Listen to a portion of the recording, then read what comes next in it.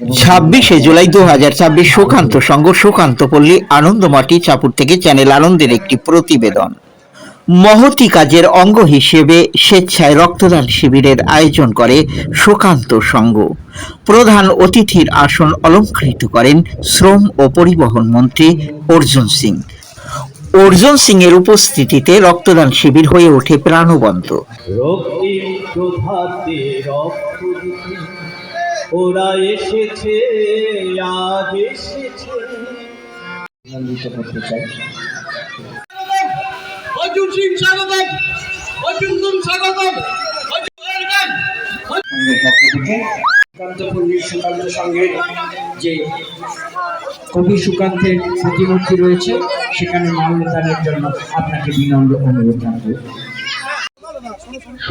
শ্রদ্ধার্ঘ্য জানাবেন, তারপরে তিনি মঞ্চে আসা মাত্রই আমরা আমাদের পরবর্তী অনুষ্ঠান এগিয়ে নিয়ে যাবে। এই মুহূর্তে কবি সুকান্তের প্রতিকৃতিতে মাল্যদান করছেন নোয়াপাড়া বিধানসভা থেকে নির্বাচিত নবনির্বাচিত বিধায়ক এবং পশ্চিম আমাদের আমন্ত্রণ সুকান্ত সংঘের সম্পাদক, তিনি উত্তরীয় পরে সংগঠন একটু সাইড করে ছবিটা তুলতে তাদের সুবিধা হবে।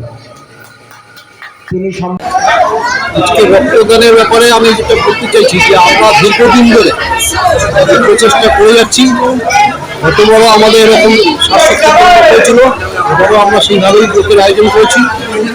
তাই এই অঞ্চলের মানুষ আমাদের সাথে যেভাবে সহায়তা করেন এবারও সেইভাবে সহায়তা করে আমাদের সাথে এই রক্তদান শিবিরে হাত মিলিয়ে দিয়েছেন এবং প্রত্যেকে আমাদের সাথে সহায়তা করেন বলেই আমরা এত বড় একটা প্রোগ্রাম করতে পারি। আপনার নামটা যদি দর্শক। আমার নাম হচ্ছে সমীর।